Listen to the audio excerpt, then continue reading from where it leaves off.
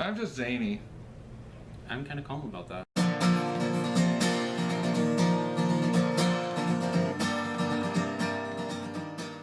Hello, everyone. What's up, geeks? I'm Marshall. And Hazard, and I am Vince Lord Sniffington / Mulacor from Life in Hard Mode. You'll find all of our information down below, in case you were wondering. And we're doing the favorites video. Yay! Yes, this is our favorites for the month of... What month is it again? I'm starting to get blurred after MegaCon. I want to say April. It's April, yeah. That's Yay! April. We had a narrator in the back that nodded. Whee! Okay, good. So here is our favorites. For me, one of my biggest favorites for a long time has been the game Minecraft. What I've really enjoyed about Minecraft, different people like different things out of it. I like the exploration aspect. Every time you play the game, you get a random world, and everything is different. So it's the intent of trying to survive and build while you never exactly know what you're going to get every time you restart the game. You can save your game, obviously, so you can keep on building. One of my favorite things right now that I'm doing in the game is I've taken mostly buried desert temple and I'm turning it into my base of operations. So much. He's not kidding. I'm not kidding. Was it underground? You still doing the underground thing? Yeah, it's still completely underground. Like, there's only one little tiny part of one of the spires that's sticking up out of the ground. And It's like some secret base or something. It's totally secret. Right next to it, I'm going to be building an apartment complex for a bunch of villagers, stuff like that. So it's really fun. What a lot of other people like out of it is the creative aspect, because you can switch into creative mode, and then you don't have to worry about surviving. You just go, I'm going to build this and build that. It's like making blocked / Lego 3D modeling. It's like doing Legos with 3D models. The most impressive one I've seen some people that have done recreations of other video games environments. Some person built an almost scale Starship Enterprise. Yeah, I saw that Death one. Star. A lot of fun stuff. So if you haven't Zelda already, Dungeons. yeah. Oh, Zelda's a big part, and there's a lot of mods that allow you to play with Zelda. And they also have graphic upgrades so that you can pretend you're playing Skyrim. Once you pay for the first thing that you've got, the main account, you can play this game forever. So it's a pay once, and you've got. Is it like $20 or $30 now? Yeah, it's like $30, and you're done. Yeah. I'm playing on an account somebody else gave me, which has made it so much Easier for him. because I don't like paying for things. Yeah, I just haven't gotten it because I learned 3D modeling, and for me, spending that kind of time doing it, I'd rather do a 3D model that can go into the Unreal Engine or something, or anything. So I think for someone who isn't a 3D modeler and still wants to get their creativity out, it's a great... The other thing that you tool. might enjoy is the community aspect. A lot of these larger maps were made by people working together because it's an online game. There's other types of gaming that they've done with it where it's like Hunger Games. There's limited resources and they're fighting over it in factions. So you might want to be checking that part of it out. Now, moving a little bit more on the online side, we would like to talk about shared favorite shows. Your laptop is a beast. Okay, so Sword Art Online is about an online game that uses a VR headset, and all the players are getting in just after the beta's done. Then the creator of the game comes in and goes... The administrator. Yeah, one of the administrators gathers everybody into one big room and goes, by the way, we've just released a little special update.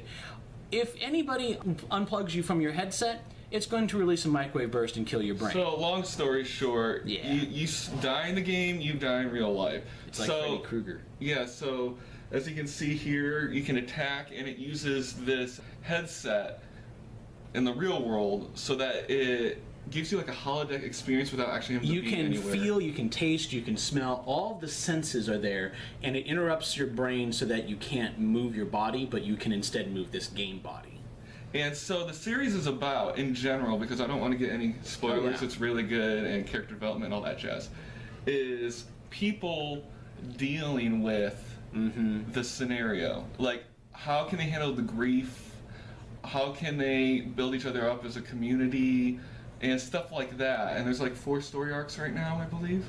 Yeah, there's 4 different story arcs. They're coming out with the 5th one, but they're all done in like in a season burst of 2 stories. So the first one features a lot of what you're seeing here. The second one is the aftermath after they get out of the game, and it just keeps on going. It just keeps on going on how the different characters get out and what they have to, how they recuperate. And then there's different reasons to keep going back to VR, virtual reality, and the real world, and how things are blending and all that kind of stuff. Where opposed to Dot Hack and Log Horizon, which is very much about what is going on with this world as far as an online game in a television show, this one is what's going on with these people that are stuck in the world. It's who are they? What are they all about? How do they relate with each other? How does this change to their life change them? It's really awesome. It's, you know, great fighting sequences. Oh, beautiful. So you get really sucked in. It's very deep. I have my youngest nephew who likes the series but hasn't liked where it's gone because he's all into action and stuff like that. So if you're really like just, I want kung fu, things blowing up, this is not the show for you. When it gets to those moments, it's really exciting. Oh yeah. However, it's a lot more about character development and what a person would really go through during such times. Oh yeah. So, speaking of times... Well, we only have time for one last one. You know, I even themed. You know. Yeah, he's getting a little post-apocalyptic with his face. Yeah, here. It happens. So, The Last of Us is a game that is all about a zombie apocalypse and our world after that. So, you tell us a little bit more about this. Yes. This is one of his favorites. Yeah, it's one of my favorites. So, I began trying to do a Let's Play for my channel, Life in Hard Mode, and it didn't work out because the story's that good. Okay, I would start talking as I'm playing, and then my virtual shut up because he's like, "Oh my god!" I'm like, the dialogue. Yeah.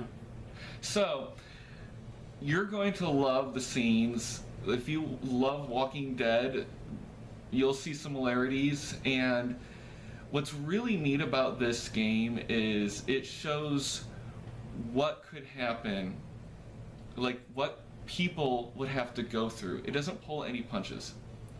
Okay?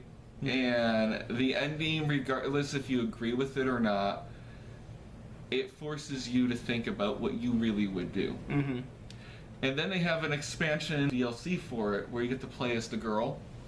And without spoiling anything, you are going across through this facility, avoiding monsters. They're called clickers, I believe. And it's their form of zombies. It's their form of zombies, and they can just hear. Once you get the parasite so far, like some fungus growth, it takes over you, they can just hear, and you're just dead.